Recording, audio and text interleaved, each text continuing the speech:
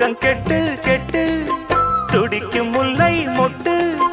தேக்கு மர தேகம் தொட்டு தேடி வந்து தாளம் தட்டு என் தாளம் மாறாதையா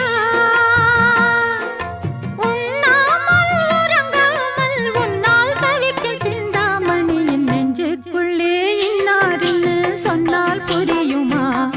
அது கொஞ்சி கொஞ்சி பேசுறது கண்ணில் தெரியுமா